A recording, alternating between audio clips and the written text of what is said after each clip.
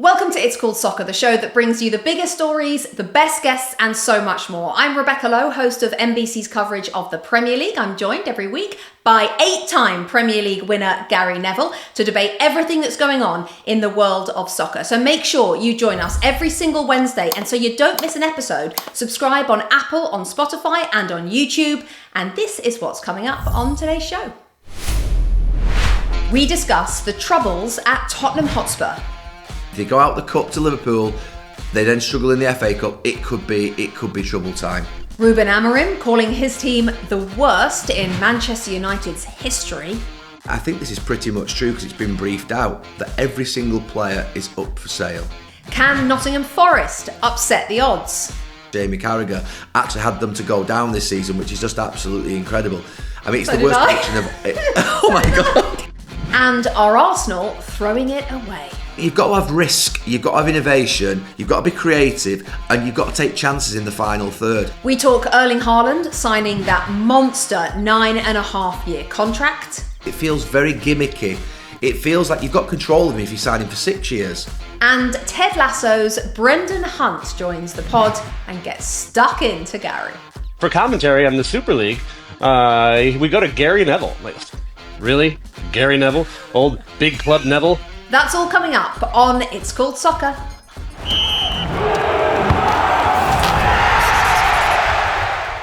All right, Gary, it took a while to decide where to start the podcast today because there's a lot going on in the Premier League. We called it the Sunday of storylines. It was a weekend of storylines.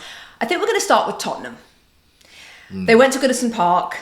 They needed a victory. They came away 3-2 defeat. Yes, they got a couple of goals in that second half, but the first half was awful. They had this really, I don't know if you saw it, this really awkward situation at the end of games that I am not a fan of, where when you lose, you go over to the away end and you just like stand there and the fans are standing there. It's like a weird standoff and they're all abusing Heung-min Son. I'm not sure if it was Heung-min Son. It looked like it was, but they were abusing somebody. Maybe it was Ange Postecoglou.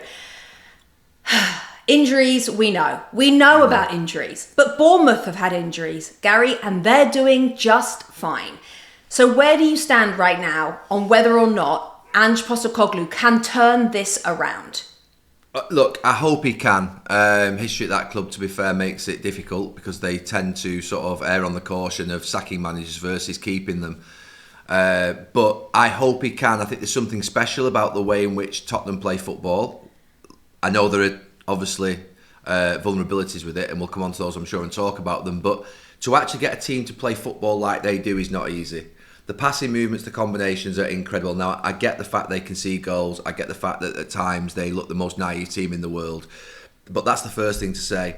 If I'm getting my schedule through from Sky, which I do once every 6 to 8 weeks, I want there to be Tottenham games. Now you might argue, well, that's because they're shipping goals and they're the most exciting team, but not for Tottenham fans. But I do believe excitement is a factor in football. And it was interesting, obviously Denis Law passed away over the weekend, but one of the interviews that I've seen that was played was where basically he said, our job is to go out there, score goals, win football matches and entertain the people. And I think that actually we shouldn't forget that element of what Ange Postecoglou is doing at Tottenham. However, I'm not going to patronise Tottenham fans anymore. I've called them over the years flaky. I've called them vulnerable. I've never called them Spursy. I'm not a great fan of it, to be honest with you. And I get the fact they want to win silverware. I hope they can get through this. What I'd like to see, and I think that my position on it is really simple, get the centre-backs back in play. And if it doesn't then, I think, improve towards the end of the season, I think you've got a big problem. But honestly, I would love to see Ange Postecoglou succeed. I'd love to see him come through this moment. I'd like to see the defenders come back. I'd like to see them then with a full 11. I know that other teams have injuries, but they have been obliterated in defence. And I'd like to see it work. That's my honest view of it because I like watching these football teams play. And I think you're in the majority. I think everyone's excited. Everybody wants to watch Tottenham games. It's funny what you said there about what Denis Law said about score goals, win football matches and entertain. Well, they score goals.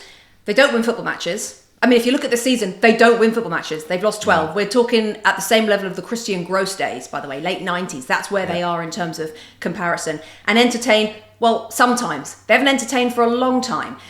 Maybe not really many times this season. My question to you is, we know how he wants to play and he very rarely moves away from that. But with all the injuries, do you think he should have tweaked it more, have adapted more, because he didn't have all these players that work so well, as we saw last season, work so well in the way he wants to play. He doesn't have them now, so you've got to surely adapt.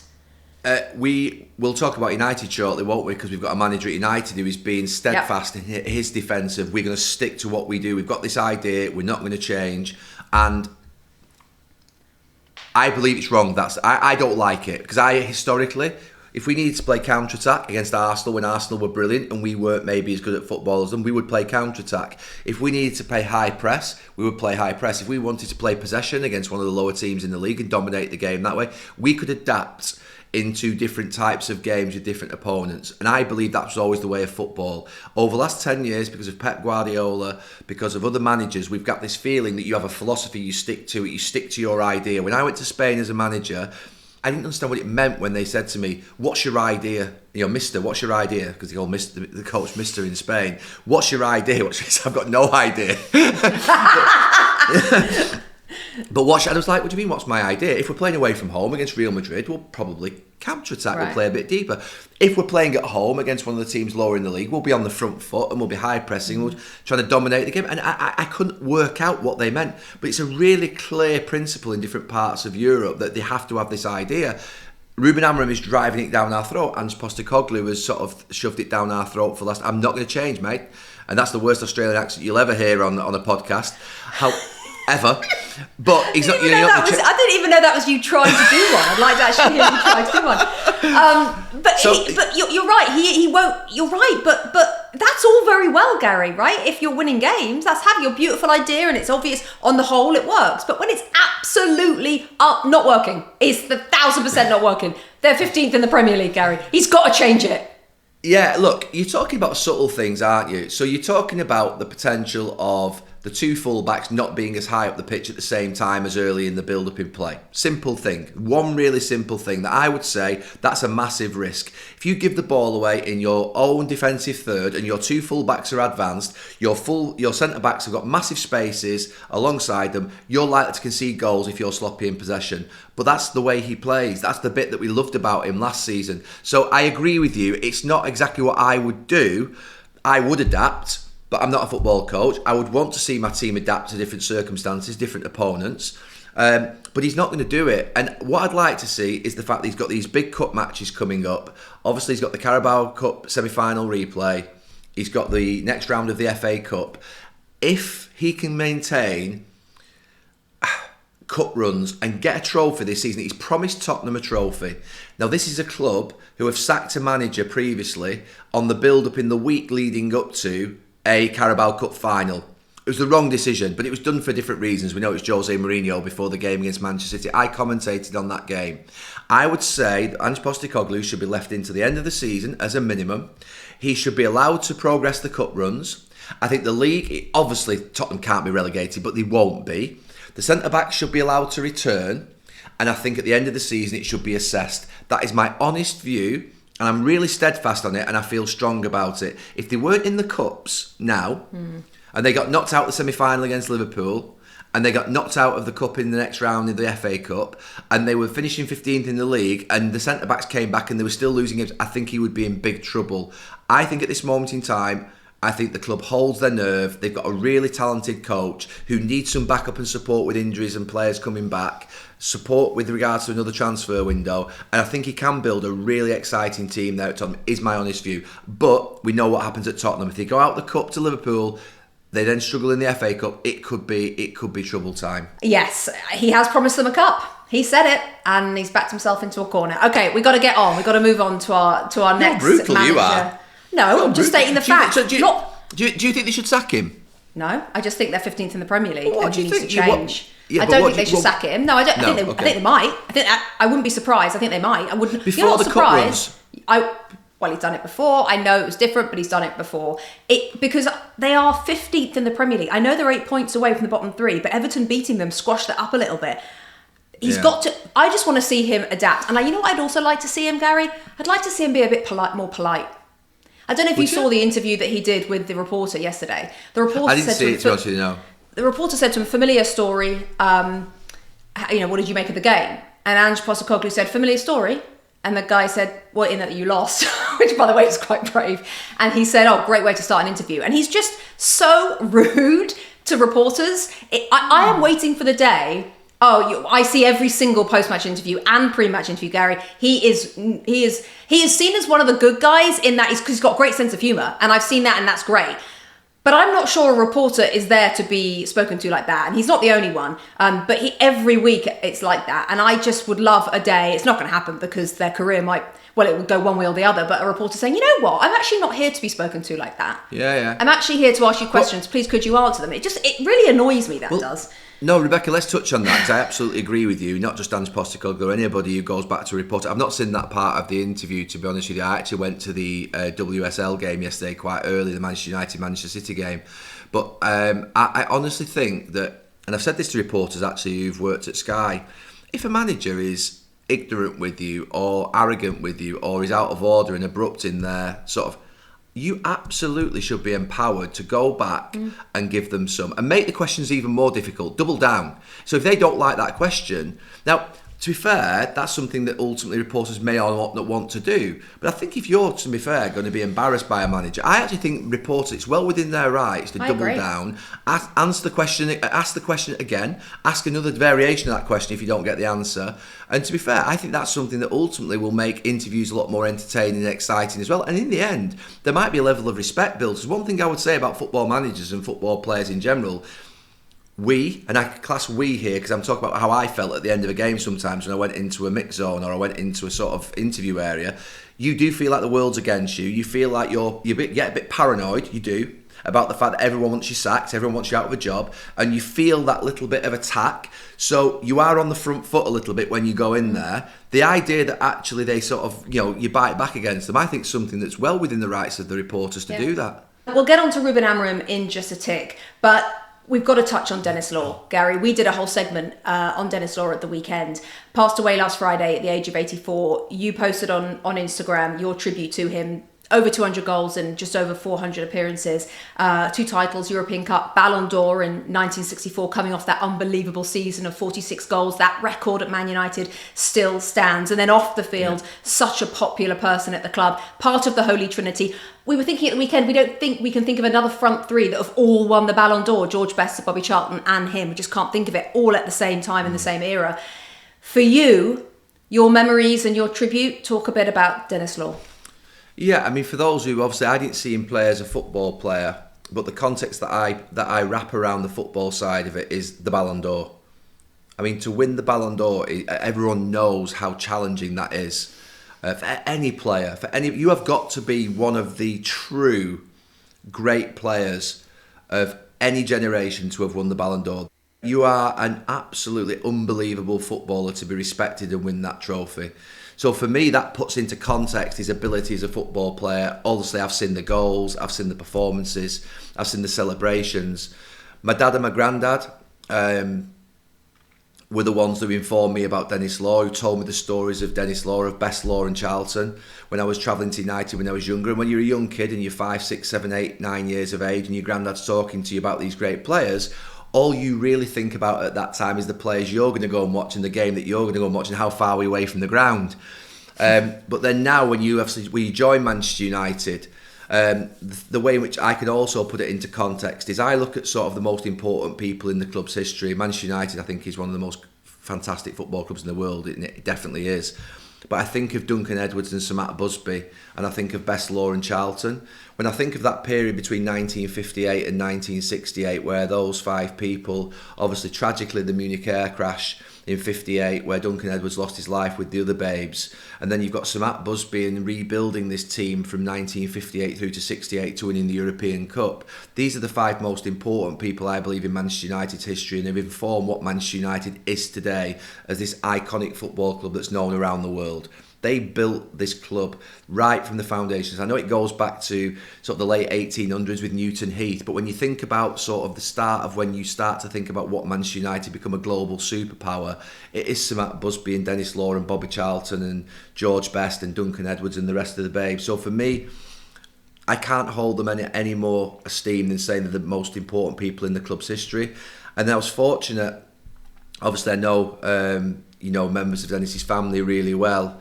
and met Denis on a number of occasions, have been on sort of a trips away with him. I think the fact that he was so great and yet so humble, but had great humour, an unbelievable character and personality, obviously fierce on the pitch, but off the pitch, I think his storytelling and the way in which he would interact with you was brilliant. I loved being in his company, and it's an absolutely devastating loss, obviously for first and foremost his family and friends, but also for Manchester United. It's a sad moment because he's one of the true greats of Manchester United, and I put them up there right at the very top.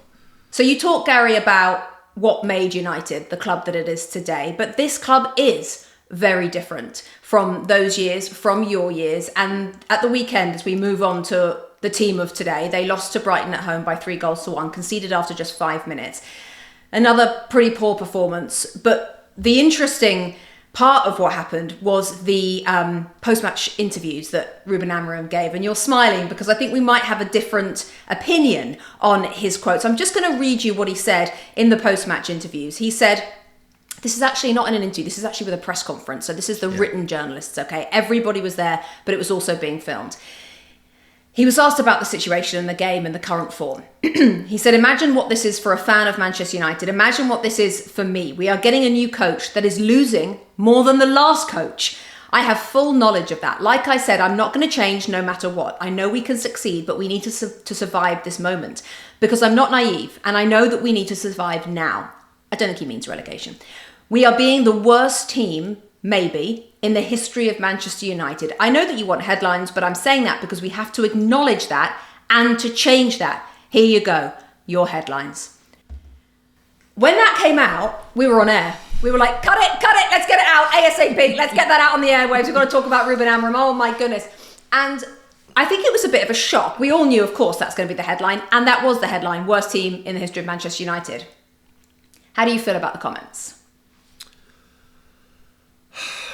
He's heard it so many times over the last couple of months that this is the worst team in Manchester United's history in the Premier League at this stage in the season, that this is the worst performing Manchester United team in respect of so many different... He called them bad records, didn't he, in the interview that he did in the press conference and in the post-match. Just to add in one of those bad records, they've broken another one, by the way, just quickly. They've lost half of their home games, which... Yeah. Is, I think, 6 of 12. The last time they did that, they were Newton Heath in the 1800s at the stage of the season. So that, yes, another bad record. Sorry, carry on. Yeah, so I think if you said to him, have you got the worst set of players in Manchester United's history, and asked him that question today, I think he would say no.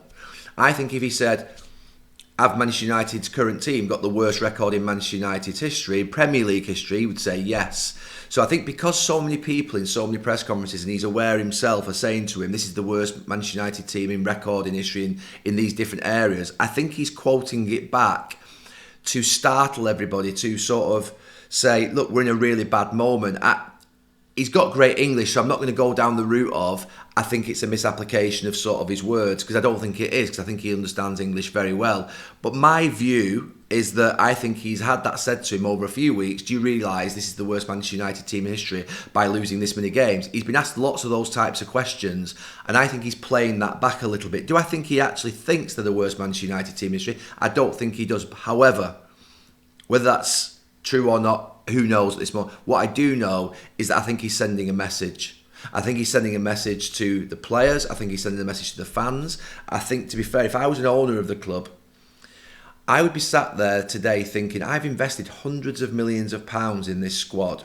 Lots of them have got long-term contracts, and I've got one of my employees. Now, it doesn't become as startling, this, until you apply it into a different business. If you take it out of football, it is incredible, this statement. If you had a manager in Tesco or in NBC or in Sky that came out and said, I think we're the worst set of employees, worst team that we've ever had at Sky in their history, or worst team ever, they would be sacked immediately, that manager, wouldn't they? In any other industry. They would. For actually saying something like that so publicly. However, in football, and if you remember a few years ago, Ralph Rangnick, when he said about how big a job, he said the club needed open heart surgery, he was basically saying this club needs a complete and utter overhaul of players and everything. And at the time, he got kicked out of the club.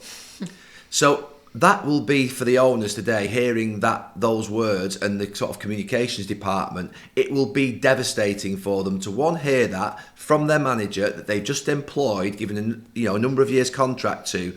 So it's a real difficult predicament, I would suspect, today for the sporting directors, owners, Omar Barada, the CEO. It is going to be challenging this next few days because he's basically lifted the lid off. It's usually something that you never hear from a manager of a football club whilst they're there. That you don't hear those words, whether they're said in the spirit of what I think or maybe what you think, it doesn't matter. They were said. And the headline this morning is, we're the worst team in Manchester United's history. And I think there comes a point here whereby they're going to have to really back him and say, right, we're going to let you get... Because, look, the team, to be honest with you, Rebecca, to do what they did against Arsenal and Liverpool and then basically play like they have against Southampton and Brighton tells you that they haven't got the right attitude to play at the top level. They haven't. Now, which of those could probably be sort of weeded out and which could be sort of, if you like, saved, I'm not sure. Because there's some of them that maybe can be saved. But imagine being a player listening to that. That's why my next question. How does that go down in the dressing room?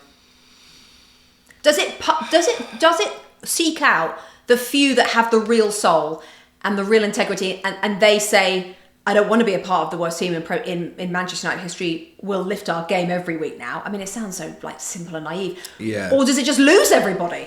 I mean, I'd be if like you say, if my boss said that, like, you're the worst on-air talent we've ever had at NBC. I ain't turning up for work, by the way. I ain't coming in. I know what you're about to say. I know you're about to say. You're out of order. You are out of order. But seriously, you're a player today, and you hear that. Gary, I'd be absolutely devastated if I was in that dressing room and my manager... there were times where our manager would say about us, that was a disgraceful performance, what we saw out there today. Performance, I'm talking in the singular. Yeah. That's miles away from what we're talking about. Yeah, but we were devastated. We'd be devastated, absolutely. If we got called disgraceful by our manager for one performance, we would literally, for the next 3 or 4 days, almost curl into a ball and think... We've got to get out of this quickly. You're spiking yourself to get into that sort of, we've got to put this right quickly. Honestly, what I suspect you've got in that dressing room at Manchester United is, you're right, there'll be different sort of elements of that dressing room. Some players will think, he doesn't mean me. He can't mean me because I'm doing okay. Some players will be absolutely devastated and... probably, to be fair, fight and show some element of spirit and go for it. And others may become despondent by it, but almost in some ways sort of say, that's disgraceful, almost not turn against him publicly, but almost like go against him and sort of like whisper and say, he shouldn't be saying that's ridiculous, he said that, and whisper in little groups amongst them. Now that's devastating. So the group that are confident, that think they should be there, it's not about me. I actually don't mind those types of lads, because they're the lads that, to be fair, believe they should be playing for United, and to be fair, are a little bit confident, hold their shoulders out and think, no, he don't mean me, I know he thinks I'm all right. The lads that are devastated, you want that because you want lads that care. It's the ones that are muttering in the middle that are saying, he shouldn't be saying stuff like that. He's not changed the system. He's still playing. They're the ones that he has to try and find out who they are. Now, I don't know who they are, but there will be some in that dressing room that are in that group. They're the ones that the mutterers, the sort of the little sort of like snidey remarks, the little ones that sort of culturally just eroding sort of confidence and negative, and that negativity spreads. So for me, that's the group he's got to try and find. But look, it's a startling admission in a press conference in whatever context he made it. And I would say that the fans I think will like it. Because and just something from Amram's point of view, I think he's thought, hang on a minute, the coach has been sacked here every couple of years. I'm not accepting this. I need action now. I want something absolutely different now.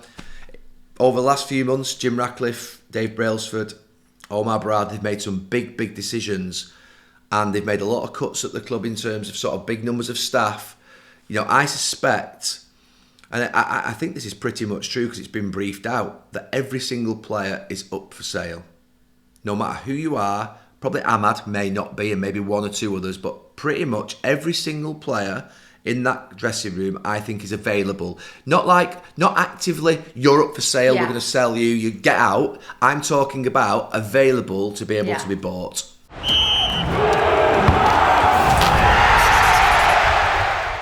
It's Called Soccer is brought to you by our new partner FanDuel, America's #1 sportsbook. Now, whether you want to bet on the match result, your favourite player to score or assist, live bet a winner in stoppage time, or even how many corner kicks there'll be in a match, FanDuel is the place to get in on the action. Plus, new customers can bet $5 and get $300 in bonus bets if your first bet wins. Just go to FanDuel.com/ICS. And if you already love betting on the big game, well, FanDuel is giving out SGP Profit Boost tokens for a chance to increase your winnings.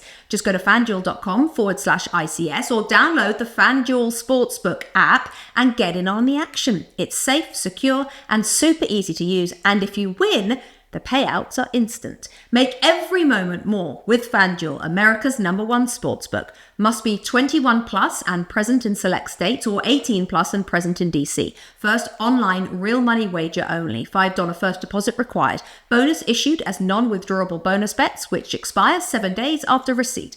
Restrictions apply. See terms at sportsbook.fanduel.com. Gambling problem? Call 1-800-GAMBLER or visit rg-help.com.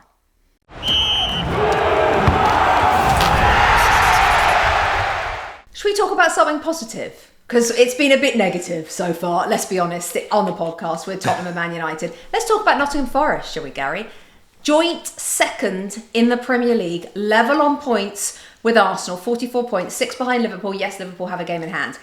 This train ain't stopping anytime soon. And what I find so interesting about Forest under Nuno is partly so many of them have got a point to prove, including the manager, after what happened at Tottenham. But it's kind of refreshing it's just so refreshing to see another team up there, but it's really refreshing with how they're doing it. Yeah. They are absolutely not interested in what Denis Law said about entertainment in that way, in the way I think Denis Law meant it. They are all about sitting back, everyone behind the ball virtually, and then picking off the opponents with Elanga, Hudson-Odoi, Morgan Gibbs-White, and all that speed and helping out Chris Wood. They are going through games with 30% possession. They probably don't even want 30% possession. And there is a snobbishness in football that people don't like that, and often they turn their noses up at that. But I think, well played. This is brilliant, isn't it? Oh, they're doing unbelievably well. I mean, they're benefiting obviously from a season where things are just going a little bit crazy, but to what they're doing is unbelievable. Look, on the possession side of things, I think if you ask Nuno, I think he'd want more than 30%. I think 30's low, but makes it even more incredible what they're doing. I think you'd like to be in a low possession team, still around sort of like 40. That's where I think you could be.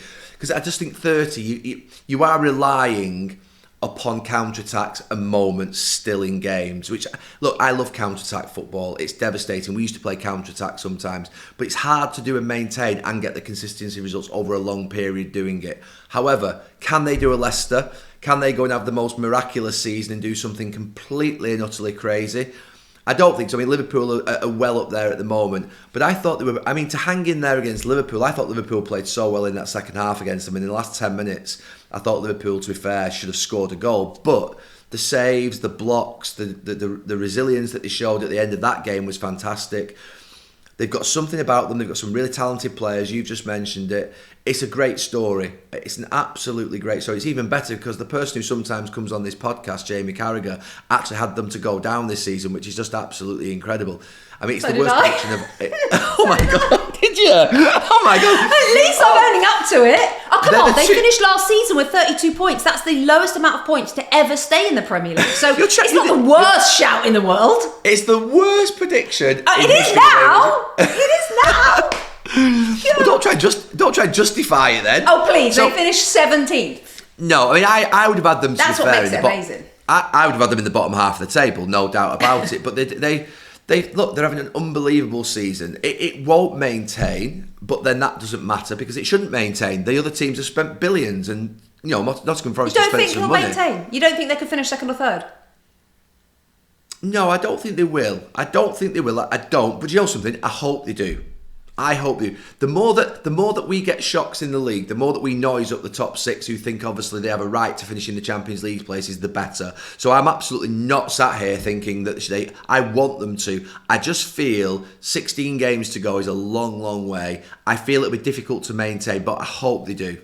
Yeah, they've got to keep Chris Wood fit as well. And also, let's give a shout out to the centre halves. Murillo and Milenkovic are ridiculous. $32 million they would cost between them. One in 2023, Murillo, and then Milenkovic in 24, which nobody else seemed to want. And they have been absolutely brilliant. I heard a Chelsea fan talking about what you said about the top six. I heard a Chelsea fan the other day just saying he hates this Premier League because he's like, who are all these imposters like Bournemouth and Forest just trying to like mess everything up? And for everybody else, it's absolutely brilliant. Now, Arsenal doing favours to Nottingham Forest as well, because you were at the game on Saturday. They blew a lead 2-0 up against Villa. Played really well, we thought, in the studio as well, Gary, that first hour, especially as they're only human. And 10 minutes before they came out, they would have heard the Liverpool score. And 5 minutes before they heard the Liverpool score, they would have heard the Liverpool were being held 0-0. And suddenly 0-0. Nunez scores those 2 goals. And that is going to give you surely a little bit of a like, oh, God, that's annoying. Okay, fine, now we have to go again. But they played really well.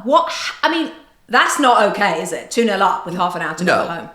No, I mean, I've got Arsenal for the league, have done all season. They're disappointing me. They're disappointing me. I asked the question last week on Stick to Football. I said, should we be disappointed with Arsenal? I'm disappointed. Because, I mean, they've dropped so many points.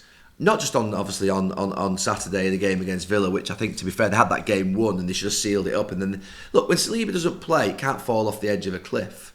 It can't just be that you go. I mean, the 2 crosses that go into the box, I think Saliba would have dealt with them. But they spent a lot of money. Timber's a good centre-half. Partey's an experienced player. But it shifts everyone so much. When they lost Saliba, do you think he should have just replaced him? I mean, it's so easy with hindsight, and we don't love Kivior. I don't think many people do. But should he have just replaced him with kept everything as possible, as much the same? But Liverpool have had Gomez at centre back. They've had Konate at centre back. They've had Kwanzaa at centre back. When their main partners, Konate and Van Dijk aren't there. I know Van Dijk's outstanding, but the other guy comes in and does a job. And look on Saturday for me.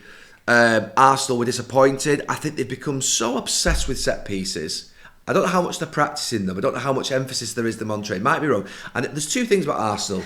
It's the methodology of the set pieces, which are brilliant in the sense that they've scored a lot of goals from them, so well done. But I feel like they're becoming reliant upon them and obsessive about them. Secondly, I think their recycling of the ball now is one of the best in the league. However, I always used to think when we played, recycle the ball at 2-0 up and keep the ball and try and draw the other team out. I think when you win it, when you need goals, and I think they've become so rigid in possession that they're almost lost that ability to take risk for players to go and beat players in sort of like inside positions.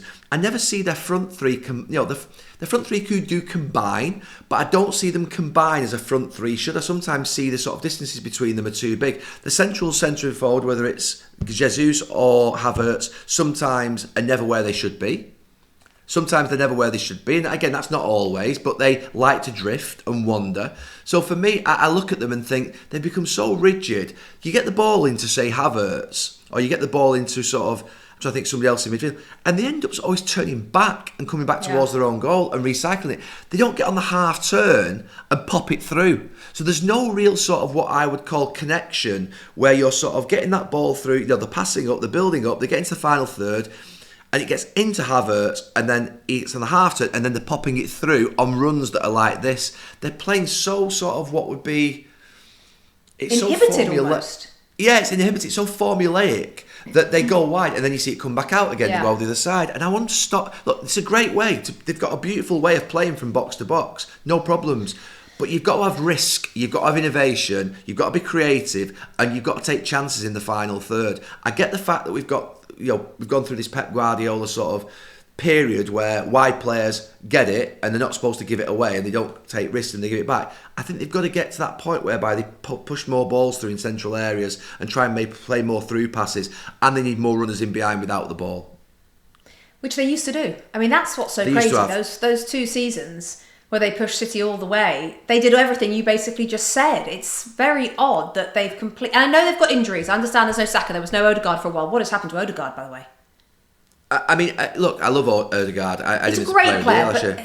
But again, can he do something different? Can he make runs through into the box? I remember when Arsenal had the sort of likes of, going back 20 years, Lundberg would make really aggressive runs through. Pires would make runs through from the inside. You had Bergkamp who would play number 10, but he'd also go high. Can they do something different to compensate for the fact that Saka's not playing, that they might not be quite all in form, Jesus is not there? Can they do some... I wanted Declan Rice with 10 minutes to go. I kept calling out for it on commentary. I wanted Declan Rice to take a risk of maybe conceding a counter-attack goal, but drive forward. And he nearly did, if you remember, for the goal that was disallowed. Yeah. But I kept thinking, Declan, it's your game. This is your game. This is a Roy Keane moment when you grab a game by the scruff of the neck. Yeah. It's a big moment. You've got to go and he tried, to be fair to him, but I was thinking, you've got to get into that box. You've got to release from midfield. They've got to do something different.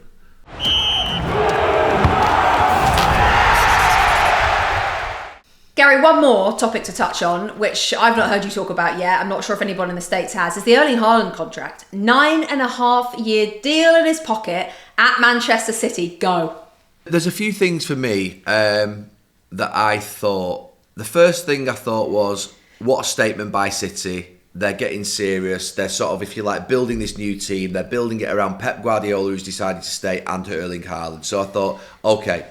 The second thing that I thought was, this is very un-City-like, in the sense of they've been so measured, so controlled. They don't normally do things that startle you. It's been such a smooth football operation for so long now.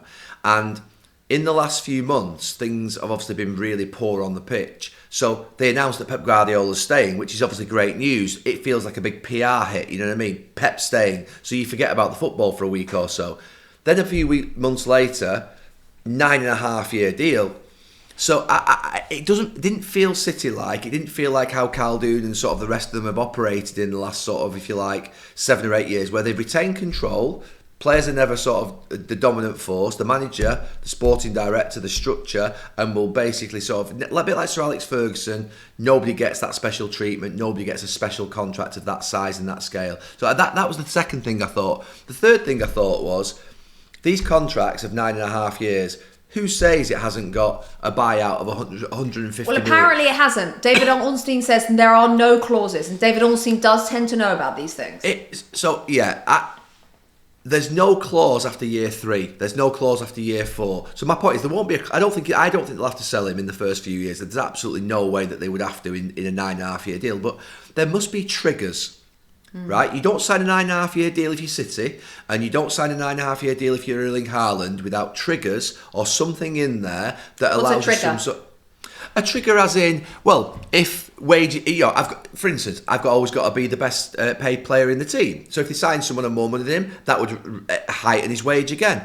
That if they say, for instance, won the Champions League 3 times or twice in sort of 9 years, he would get an increase in wage or a bonus. There must be triggers in there that would allow, and also, let's say, for instance, the first 4 years you're not allowed to leave, 5 years. But after year 5, at 150 million, if that bid comes in, you're allowed to leave. I just, for me, feel like a contract like that, and I was saying this when Chelsea sign these players on 8-year, 9-year deals, there must be protections in there for the player and the club in some way. Now, if you're Cole Palmer, you sign for 9 years, but the market inflation is such that the wages double in the next 5-6 years, you're not just going to stay there on half the wage of the other players in your team if you're the best player. There must be things in there that build in that they can get a higher wage. So I do believe there will be mechanisms in there and things in there that will enable the club some movement and Erling Haaland some movement at some point. So the vibe coming out is that, and I take everything you just said, the vibe coming out is that this is much more of a concrete 9.5 years than maybe, say, the Cole Palmer one. So my question to you is, do you think in 2034, today in 2034, we will have just seen this past weekend, January 2034, Erling Haaland playing for Manchester City? I honestly don't believe it, a 9.5-year contract. I mean, it's look great if he does. So no. Fantastic. But I honestly don't believe. I don't think so. Look, I signed a 7-year contract at United. I was 25 years of age, and it ran till I was 32. I was never going to leave, but it had a 3-year negotiation. It had a 3-year renegotiation clause in. So after 3 years, the contract, not length, but the actual pay of it could be renegotiated in line with other players in the team. So I had a renegotiation clause, so that you didn't get basically, because who knows what's going to happen in 3 years. So there will be clauses in there that sort of make sure. But look, what happens if Erling Haaland gets injured in year 4? and you've got to still pay him for another 5.5 years or year 3. I mean, I hope that doesn't happen. I genuinely do hope that doesn't happen. But football players get also injured. falls off the edge of a cliff in terms of form. I mean, we've seen Fernando Torres as a good example, like excellent, and then just kind of like what if he just sort of drops off? But Rebecca, that's why I said what's in it for City, because if you signed him for 5-6 years, you've got control of him for such a long period of time. Why 9.5 years? So why have they done it? That's the startling and surprising thing for me. Look, world-class player, amazing player for the Premier League, so absolutely brilliant signing to re-sign him. So I've got no problems with that. But why 9.5 years? It feels very gimmicky. It feels like you've got control of him if you sign him for 6 years. Why sign him for 9.5 years? It's a startling statement of a club that I don't think they normally take that level of risk. They normally are really measured and controlled, and they've been brilliant in the way in which they've done everything. So this is not a criticism. I'm asking the question. I asked the question of Chelsea at the point where they were signing players for 9 years. Why? You said, why would Haaland do it? I've said, why would City do it? Because the risk is so great for the club. I think the risk for the player is little. Because to be honest with you, however you play, whether you're injured or not, you're getting paid for 9.5 years. That's a fixed contract.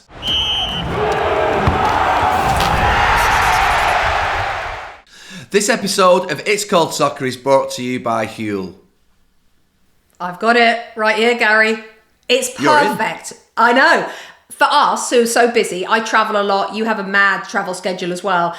So we're always on the go. And it's so important to get the right stuff. If you haven't got time to have a meal, have a Huel. Why do you think it's such a game changer, my friend? To be fair, I use it on a few different occasions. Sometimes when I'm travelling and I think, right, I've got to take something with me. And I'm going to be on the go. I'm not going to get a chance to stop at the services, or if I'm on a train going down to London. The other times are maybe just after I've trained. Sometimes I'll use it then. But the main times for me are two things. One, if I've run over at lunch and not been able to grab any lunch, I'll definitely have one for my lunch, probably once a week. And the other time is that lull that we all hit in the afternoon between one and one lunch, dinner, 7 o'clock, about 3, 4 o'clock, and you think, oh, I'm going under here, what am I going to do? And that's when I definitely will sometimes have either a full one or half one, because they are quite filling actually. When you have one, you don't feel like it's a drink. It is something that makes you feel like you're quite full. The reason they're filling as well, this Black Edition ready to drink in this bottle, it's got 35 grams of protein, I'm just looking here, and 26 vitamins and minerals. 35 grams of protein is probably more than you get in a meal. So this is why it's so good. If you miss a meal, like I'm in airports a lot, you're at the services, on the highway, on the motorway a lot, nobody wants to eat that food. This is full of nutrition, and that's what's so important. It comes at the moment in vanilla and chocolate. What are you? Oh, I'm 100% vanilla. I mean, literally, I am vanilla till I die. Okay, wow. Not literally. Not literally. Well, this will keep you alive.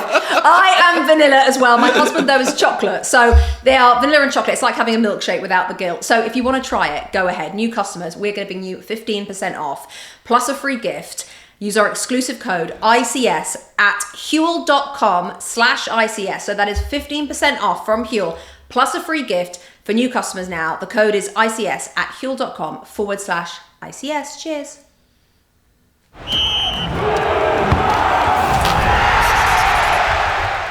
Now it is time to bring you a really special interview we conducted in the last few days with actor Brendan Hunt. You'll know him as Coach Beard from Ted Lasso, also a massive Arsenal fan. So here is the chat with Coach Beard about Ted Lasso, soccer and Arsenal. Brendan Hunt, welcome you to It's Called Soccer. Of course, you and I go back a few years. We had our own podcast during that World Cup of 2022 and 23. It's so lovely to have you back.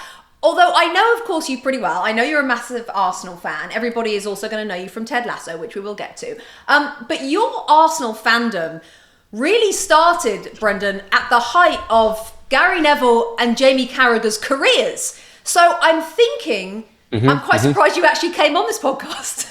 Yeah. Well, let's talk about that, Rebecca, because life is a journey. And how did we get here? Yeah, I became an Arsenal fan in 1999. There was something going on called the treble, and I just knew it wasn't for me.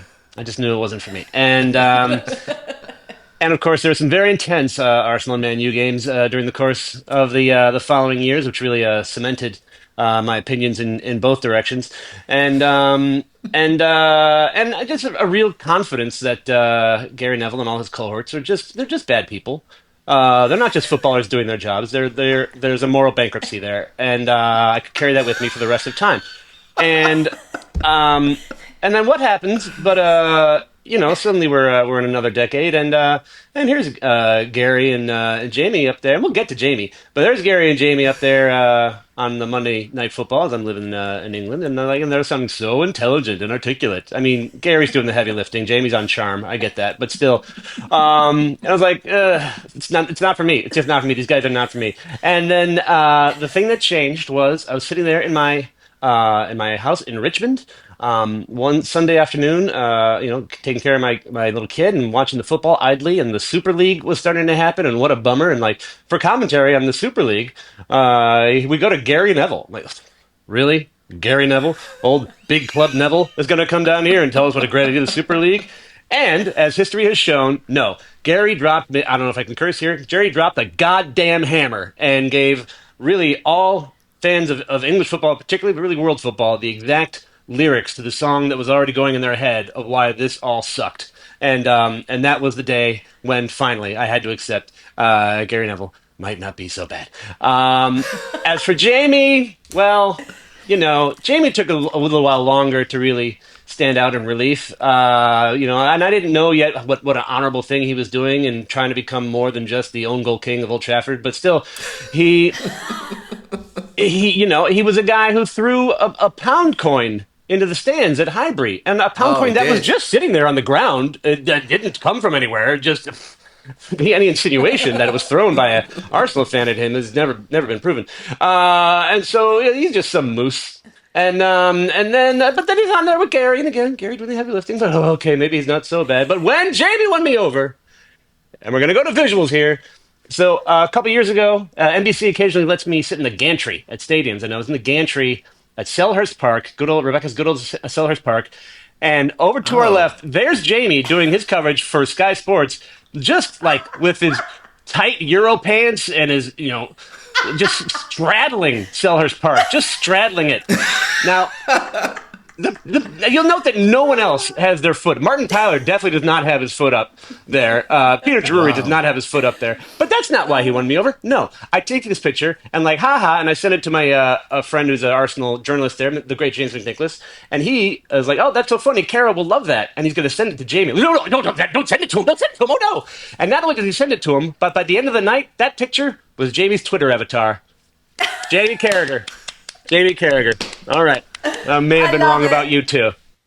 So here I am. Brendan, do you like us both now then? Is it fair to say? I mean, like's a strong word, Gary. You ought to go one step at a time. I mean, let's settle for not hate and in small doses with good company. With good company, everything gets easier and then we're fine.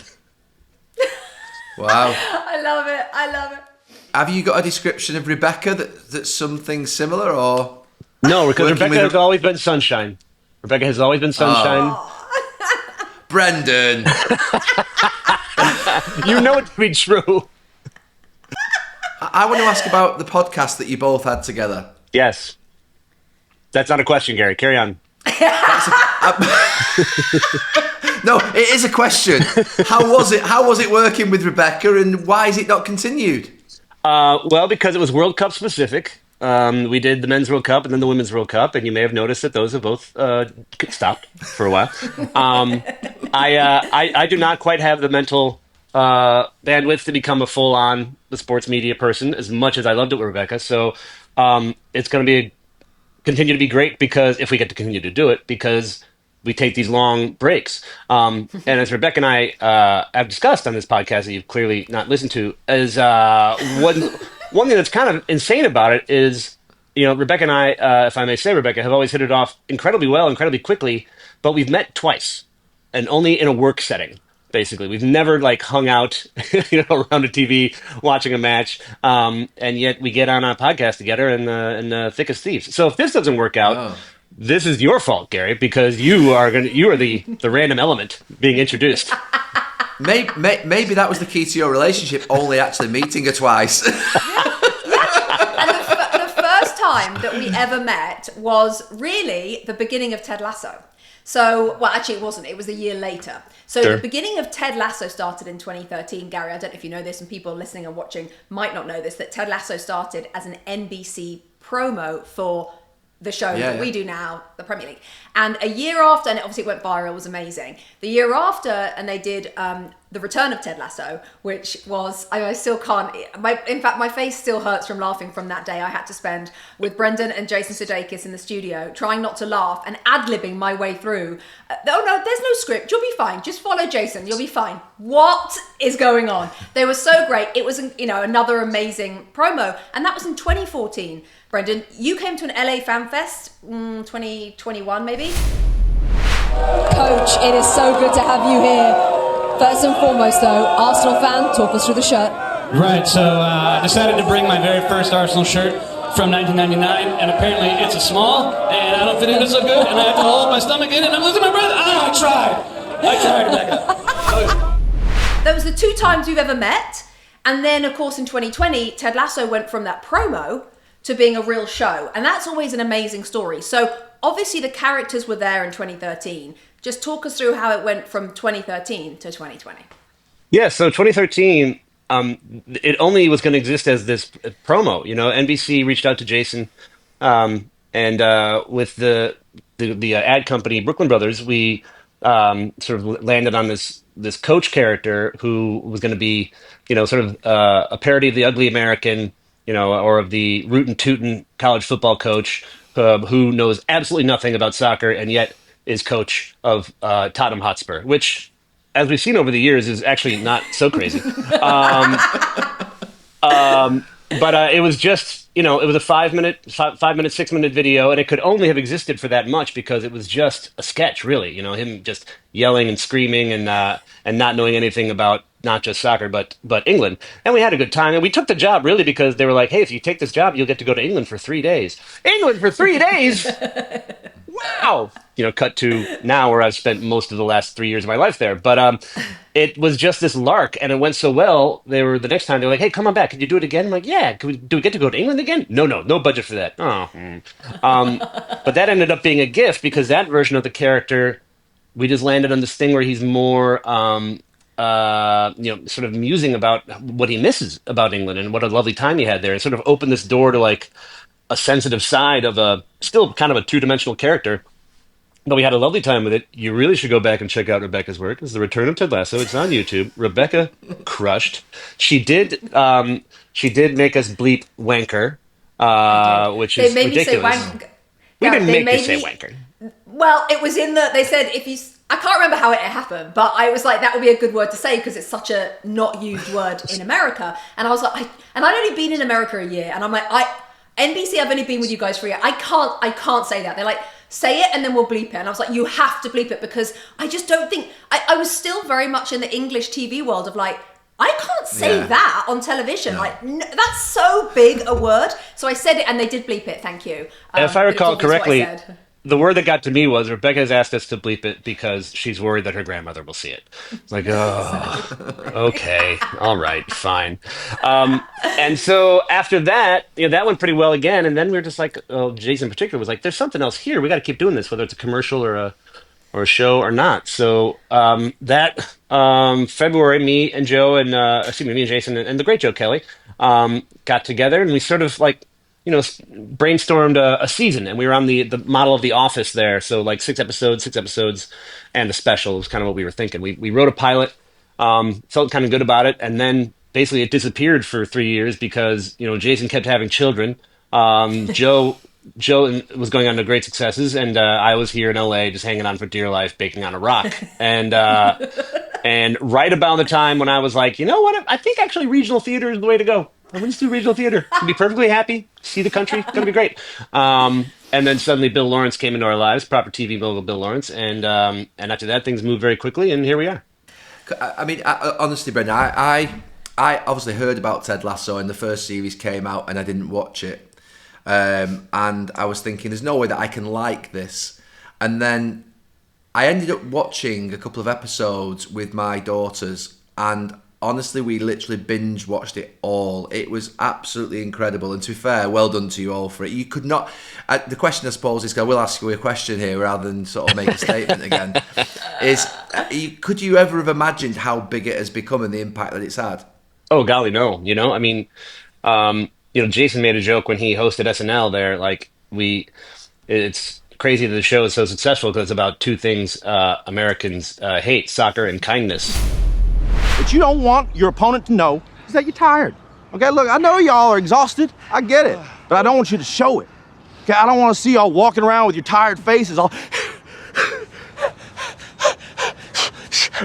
okay, just huffing and puffing around the pitch. No, thank you. The only face I want to see from y'all is what, Coach? Game face, baby. Darn tootin', Vladimir Putin. That's right. Y'all feel me? Yeah. Good. Okay, good. And on top of that, we'd signed up to be on a streaming service that didn't exist. Apple had no shows yet. Like, the morning show was coming out, and that was it.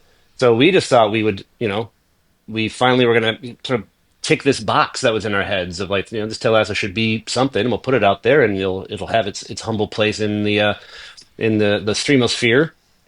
And yeah, this has been quite the ride. And but yeah, absolutely zero expectation that anything like this would ever happen. I mean, I certainly never thought we'd be putting tuxes on. Now I got a fucking closet full of tuxes, Gary. None of them fit me. None of them fit me anymore. Way too fat now. Way too fat. But life. That first season were nominated for 20 Primetime Emmys, which is actually blows your mind. You just talked about, obviously we know where Jason's character came from. You just talked us through that. What about Coach Beard? Where did your character come from? Total football is about letting go of your baggage and trusting your intuition. It's jazz. It's Motown. It's Mammoth. It's Pinter. It's Einstein. It's Curie. It's Gaga. It's my mother proudly displaying her vibrator on the bedside table. It's about throwing off the constraints put upon you by society and by yourselves. We all know football is life. But a beautiful life is total football. So at the time they asked me to do this, I happened to be between two productions of a play that I'd written called Absolutely Filthy, and it was a riff on the Peanuts characters, for legal reasons, characters very similar to the Peanuts characters as adults. And the lead character was Pigpen. So I was Pigpen, and Pigpen is an adult. He's still dirty. He's, again, a character very similar to Pigpen. So dirty that now he's homeless. And so I played this homeless person for 2 hours and, had scraggly hair, and I grew a beard for literally the first time in my life. I'd never had a beard before. And so when we shot this, I happened to have this beard for this period that I would be getting rid of eventually. And when we shot the second one, I still had the beard because I'd booked like an episode of Community while I had the beard. And the sort of axiom is like, if you book something with a new look, that's your look. So like, all right, I guess I still got the beard. So when we were shooting the second one, at one point there was going to be a line of dialogue of, we have to refer to you. What's your name? And Jason just goes, Beard. Coach Beard. Great. Coach Beard. Sure, he's got a beard. Wonderful. Jason just loves last names that are nouns. Lasso, Beard, etc. And so that's all it was. But as for his sort of, his reservedness in terms of vocabulary, when we were first, kind of coming up with bits for the first series, for the first special, we're sort of like half improvising a lot of conversations back and forth. And Joe Kelly, to his credit, cleared my throat again. Pardon. I'm a professional. I'm going to mute it. Watch this. As we were first coming up with bits for the first special, you see, we're kind of like improvising back and forth, and Joe Kelly was eventually like, "You need to not talk." Like, "How dare you, sir? How dare you?" And what he meant, which was brilliant, was Ted's a coach. Like, he's going to monologize. He's going to be doing the heavy lifting of the talking. You just need to balance that out and come in with like quick hits. And that'll be about it. So, like, the best example of that being the whole run of how many countries are in this country. Just say as little as possible, as economically as possible, and get out. And then that has become, from those little kernels, just having a beard and not talking much, the whole sort of beard tree has grown. And Brendan, talk to us about another character, Roy Kent. Yes, go on. You knew I was going to ask you about Roy Kent. Come on, so where's that come from? So, despite the fact that Manchester United and all your cohort are again morally bankrupt ghouls, just treading on silverware as if that was all that mattered in life, we had a more than begrudging respect for Roy Keane, possibly because of his Irishness. So I should say, and when I was becoming a football fan, I was living in Amsterdam, so I was a bit closer to it all, and like the time zones were right. And first I tried to become an Ajax fan, but there wasn't enough English language coverage, really. So there were Dutch people in Arsenal. I drifted toward Arsenal. Jaap Stam didn't quite cut it for me versus Dennis Bergkamp. Sorry. He seems like a nice chap. But anyway, but Roy Keane was someone me and Joe Kelly especially like really just could not take our eyes off of.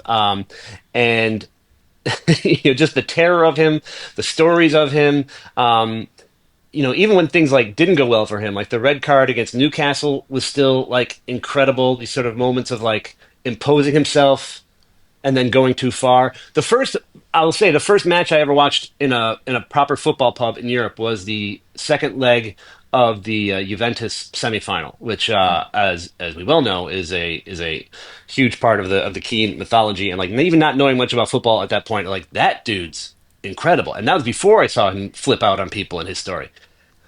And then the World Cup, 2002 happened, and that whole Michigas, and just we absolutely were always fascinated by him. So then, as we're writing this show, we're like, okay, we know that Ted Lasso is going to be a American force of positivity and joy. What's the most opposite thing in football we can think of?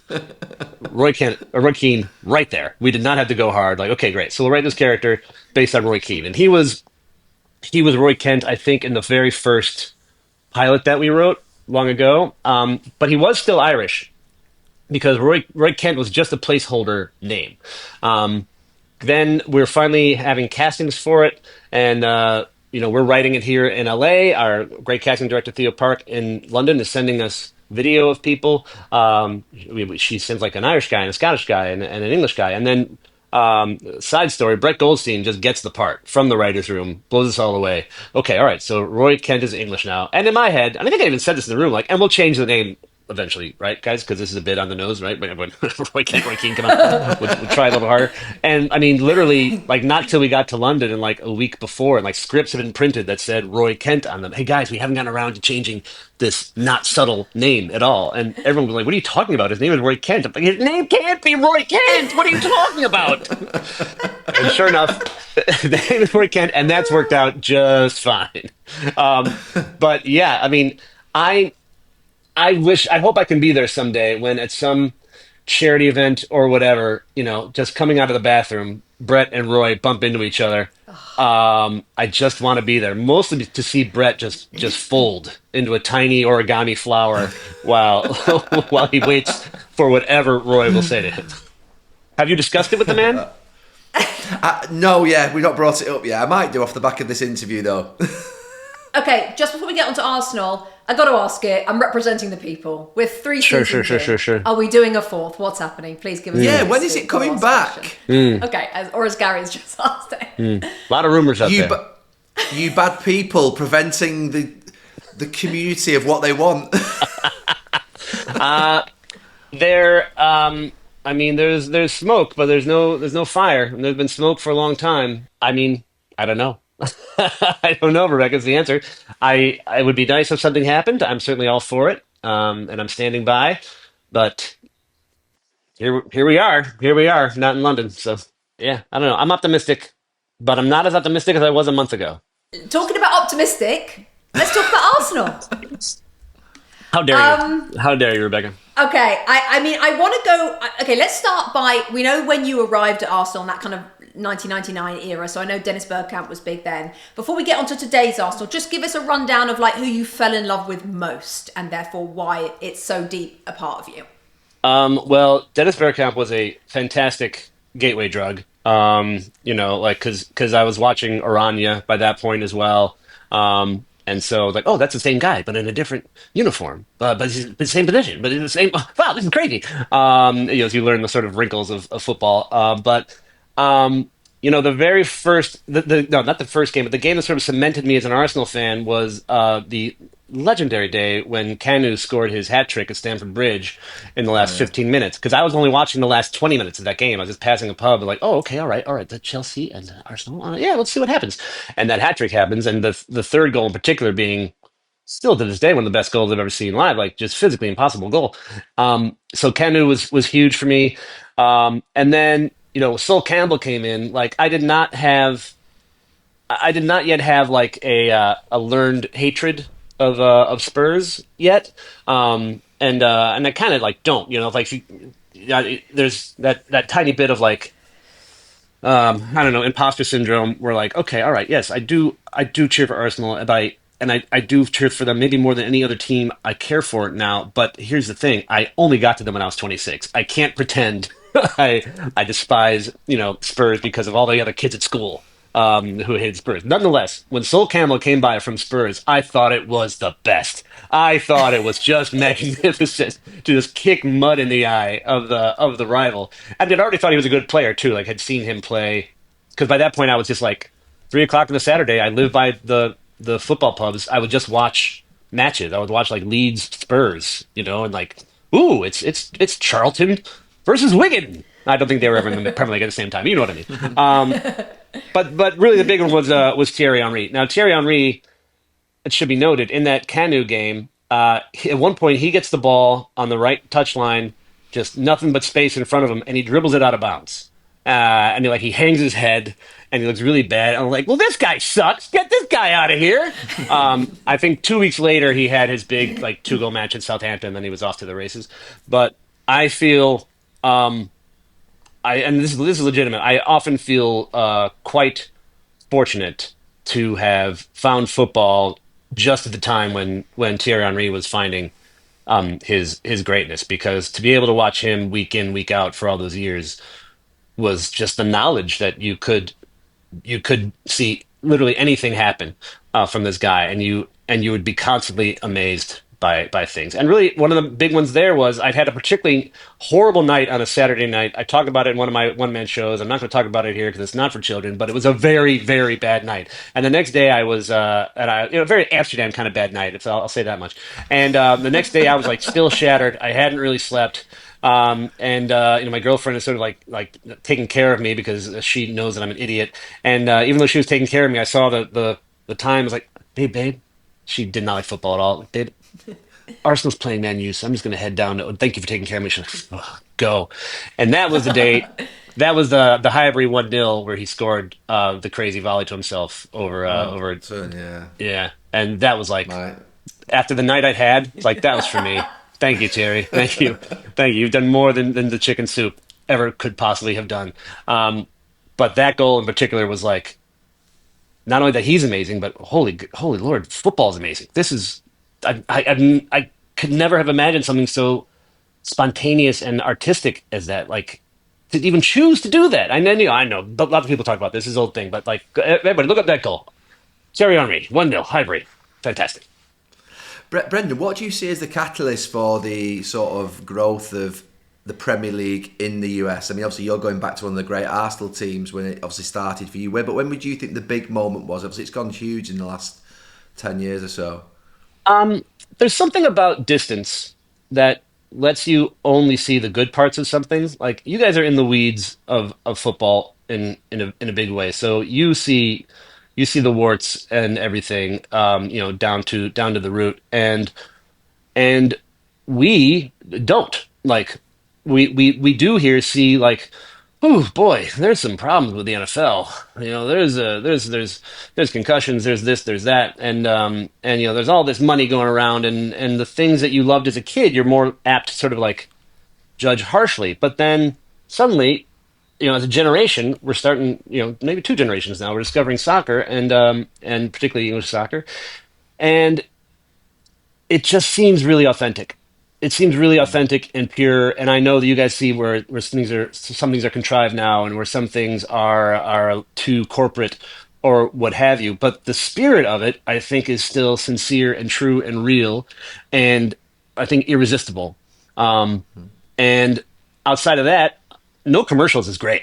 No commercials is a real big deal. I mean, we've been getting commercials left and right. We're you get so used to the NFL model of 2 seconds of action, 30 seconds of waiting, 2 seconds of action, 30 seconds of waiting. That once you really lock into football, because for me, it was like 26 years of being an American sports fan, and then suddenly finding this rhythm. This new rhythm is hypnotic. I think, really, truly. And and then it just takes one game. Like one game makes you care about a team, then you care forever. Like you can't let go. Especially now in the internet age, where like I want to know more about this team and their history. Well, guess what? It's all there. It's all there in pictures and videos that you can immerse yourself in completely. So yeah, I guess in a nutshell, it's timing. It's just timing. The timing is right, and I hope it continues. And for as much as anything, it's just because we want more children to become American sports fans, so that more of our children play soccer. So for once, no matter what Jamie Carragher says, we can win the goddamn World Cup in my lifetime. What a great answer. Just before we go, one more question. Sum up your feelings, Brendan, right now about Arsenal. Currently.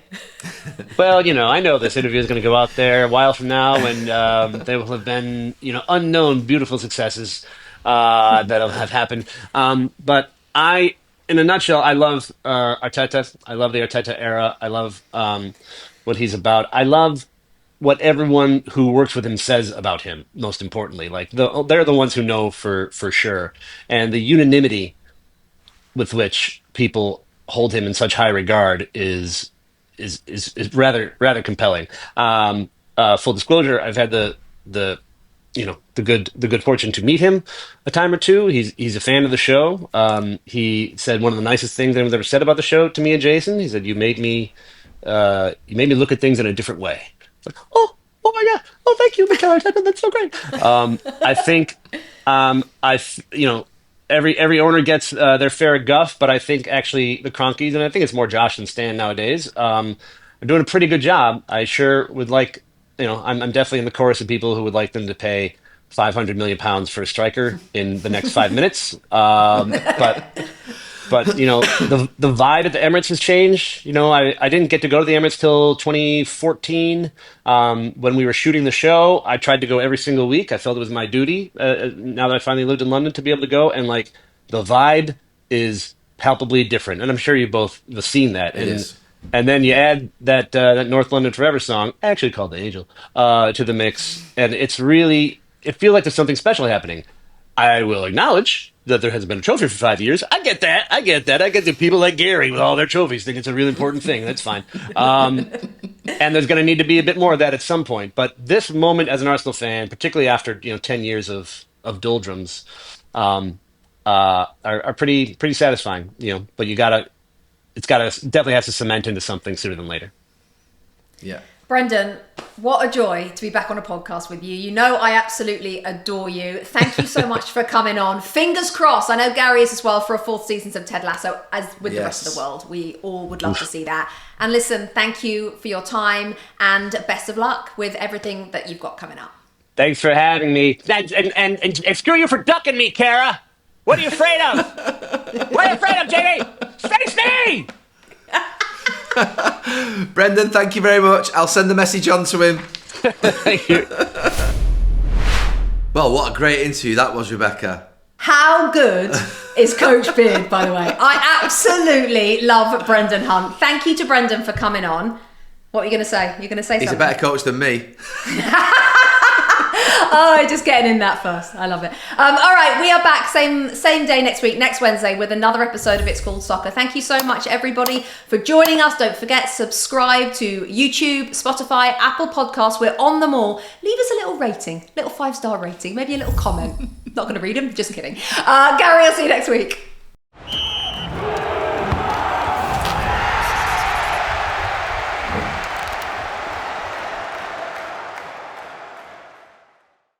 Must be 21 plus and present in select states. For Kansas, in affiliation with Kansas Star Casino or 18 plus and present in D.C. Gambling problem? Call 1-800-GAMBLER or visit rg-help.com. Call 1-888-789-7777 or visit ccpg.org/chat in Connecticut or visit mdgamblinghelp.org in Maryland. Hope is here. Visit gamblinghelplinema.org or call 800-327-5050 for 24/7 support in Massachusetts. Or call 1-877-8-HOPE-NY or text HOPE-NY in New York.